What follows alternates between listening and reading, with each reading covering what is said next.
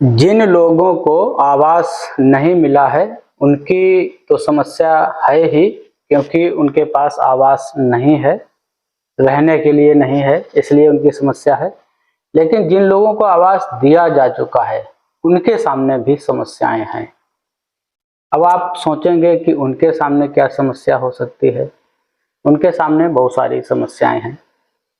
समस्या यह है कि किसी को द्वितीय किस्त की धनराशि नहीं मिली, किसी को तृतीय किस्त की धनराशि नहीं मिली, किसी लाभार्थी को मनरेगा से जो 90 दिन की मजदूरी मिलती है वो मजदूरी का पैसा नहीं मिला, और किसी को शौचालय की आवश्यकता है लेकिन शौचालय नहीं मिला उसे। होता क्या है, गांव में जो कच्चे घर होते हैं 1-2 कमरे के, उन्हें जब लाभार्थी गिरवा देता है अपना आवास बनाने के लिए, और उस समय जब उसकी नींव भरी पड़ी हो,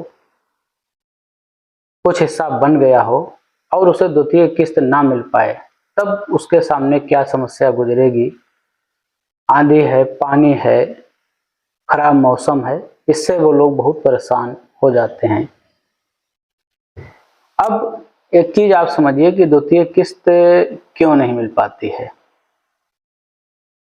एक तो जैसे गांव की राजनीति जो होती है, जहां तक मैं समझता हूं, अगर प्रधान या लाभार्थी के बीच में अगर कोई ऐसा मौखिक अनुबंध हुआ है कि हमारी किस्त आ जाए पहली तो हम पैसा देंगे, और ऐसा हम देखते हैं बहुत सारी जगह ऐसा सुनने को मिलता है, लोग बताते भी हैं। लेकिन जब प्रथम किस्त आ जाती है तो लोग पैसा नहीं देते हैं जो उन्होंने कहा था। हालांकि ये गलत है, नाजायज है, अवैध है, पैसा मांगना, लेना और देना दोनों। लेकिन प्रथम किस्त की धनराशि दी जा चुकी है, द्वितीय किस्त की धनराशि मिलने को है। अब प्रधान ने सचिव को या पंचायत सहायक या रोजगार सेवक जो भी वहां पे जियो टैग करने जाता है, वो आपकी जियो टैग ही नहीं करता है। जब तक जियो टैग नहीं हो जाएगा, जियो टैग की फोटो अप्रूव नहीं हो जाएगी, तब तक आपको द्वितीय किस्त की धनराशि नहीं मिलेगी। अब यहाँ पे होता यह है कि गांव पंचायत तो इन्वॉल्व है ही उसमें, कभी कभी ब्लॉक के लोग भी उसमें जुड़ जाते हैं, जो ऑपरेटर वगैरह होते हैं, क्योंकि जो गलत पैसा होता है उसका कुछ शेयर वहां भी जाता रहता है। ये किसी से छुपाने की बात नहीं है। तो सबका रवैया जब एक ही जैसा हो जाता है तो फिर दिक्कत आती है, लाभार्थी को उसका पैसा नहीं मिल पाता है। किसी किसी को हमदर्दी करके या कहा गया कि चलो हम पैसा दे देंगे, दूसरी किस्त आ जाने दो, दूसरी किस्त भी आ जाती है, लेकिन तीसरी किस्त का अमाउंट बहुत कम होता है और तब भी पैसा नहीं दिया जाता है, तो तीसरे किस्त का अप्रूवल नहीं लोग देने देते हैं और तीसरी किस्त नहीं मिल पाती है। कुछ लोगों के पास पैसा इतना नहीं होता है कि वो आवास को पूरा करा पाएं, तो उनके अधूरे आवास भी पड़े रहते हैं। वहीं सचिवों पर ये जिम्मेदारी होती है कि उनका आवास पूरा कराया जाए, तो वहां पे भी फर्जी रिपोर्टिंग होती है, फर्जी जियो टैगिंग होती है, जिससे आवास का पैसा तो उनको मिल जाता है लेकिन उनका आवास हमेशा के लिए अधूरा ही पड़ा रहता है, क्योंकि फिर वो आवास पूरा नहीं करवा पाते अपने पास से पैसे खर्च करके। तृतीय किस्त की बात हो गई। अब होता है कि मनरेगा की मजदूरी आपको मिलनी चाहिए 90 दिन की, लेकिन आप इतने व्यस्त हो गए अपने आवास बनाने में, जैसे ही पहली किस्त आई आपने ध्यान ही नहीं दिया कि आपको मजदूरी मिली है कि नहीं मिली है, अपने खाता ही नहीं चेक किया। दूसरी किस्त भी मिल गई तब भी आपने उसे चेक नहीं किया। तो यहाँ पे मैं कहूँगा कि अगर आपको आवास मिला है, मिलने जा रहा है, तो जैसे ही पैसा आए खाते पे आप तुरंत ध्यान दीजिए कि मनरेगा की जो मजदूरी का पैसा आपको मिलना है 90 दिन का 3-4 भागों में, वो आपको मिलना चाहिए। अगर नहीं मिल रहा है तो आप अपने सचिव से बात करें, और वहां भी अगर कुछ बात ना बने तो ब्लॉक पे चले जाएं, खंड विकास अधिकारी से बात करें कि हमारा पैसा नहीं गया है। तो वहाँ पे कई कारण होते हैं, कभी कभी मनरेगा आवास की जो मजदूरी दी जाती है मनरेगा से, उसकी आईडी जनरेट नहीं हो पाती है किन्हीं टेक्निकल कारणों से, तो उससे भी पैसा लेट होता है। एक और कारण बनता है, गांव में जो रोजगार सेवक होते हैं उनका भी हाथ कम नहीं होता है इसमें, क्योंकि वो भी लोगों से पैसा तय कर लेते हैं कि हम तुम्हें मनरेगा की मजदूरी दिलवाएंगे। हालांकि वो मजदूरी मिलने को है, लेकिन वो कहते हैं मजदूरी दिलवाएंगे तो हमें इतना रुपए चाहिए।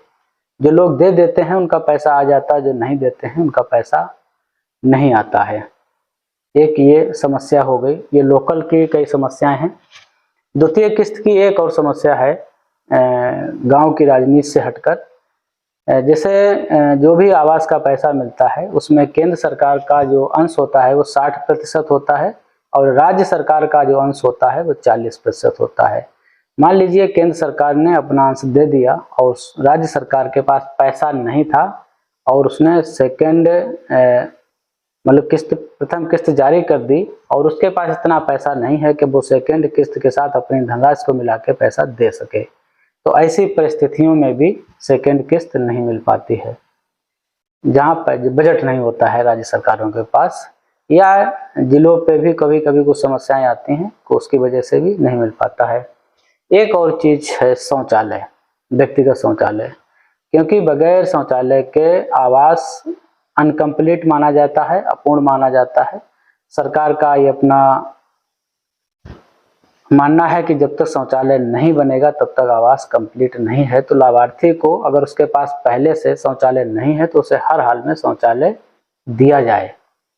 तो उसके लिए ऑनलाइन आवेदन होता है और ऑनलाइन आवेदन के साथ साथ में जब आवास दिए जाते हैं तो सचिव ग्राम पंचायत से इस बात की रिपोर्ट ली जाती है, क्या जो आवास का लाभार्थी है इसका पहले से शौचालय बना है या नहीं बना है। अगर वो ये लिख देता है कि बना है तो फिर शौचालय देने की वहाँ पे आवश्यकता नहीं होती है। अगर लिख देता है कि नहीं बना है तो शौचालय आपको दिया जाएगा बगैर आवेदन किए भी। अगर नहीं हो रहा है तो आप आवेदन करिए, क्योंकि गांव में झूठी रिपोर्टिंग भी बहुत बार हो जाती है, सही सूचनाएं नहीं जाती हैं, लोग गलत सूचनाएं बता देते हैं। तो ये 3-4 बिंदु थे जो समस्याएं आती हैं आवास लाभार्थी के सामने। एक और समस्या आती है, जो आवास की धनराशि होती है वो लागत नहीं है आज के समय से हिसाब से, वो सरकार की प्रोत्साहन धनराशि है, आपकी सहयोग राशि है।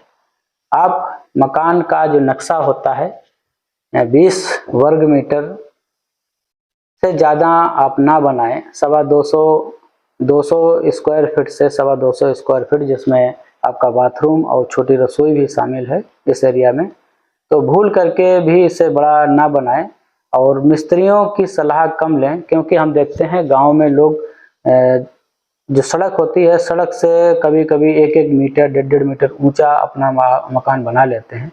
तो ऐसे में जो मटेरियल की लागत हो जाएगी, मिट्टी भराव भी खर्च होगा और समस्याएं आती हैं, तो वहीं पे सारा पैसा खत्म हो जाता है। फिर आगे बनाने के लिए ही पैसा उनके पास नहीं रहता है और उनके जो मकान होते हैं वो अधूरे पड़े रहते हैं। तो ये छोटी सी जानकारी थी लोगों के लिए, आप लोगों के लिए।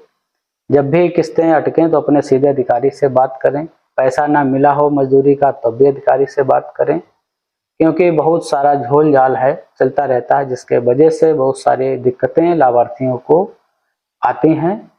तो वीडियो को हमारे शेयर करिएगा, चैनल को सब्सक्राइब करके जाइएगा, लोगों को इसलिए शेयर करिएगा कि जो समस्याएं होती हैं वो समझ सकें कि ऐसी समस्याएं किस वजह से आ रही हैं।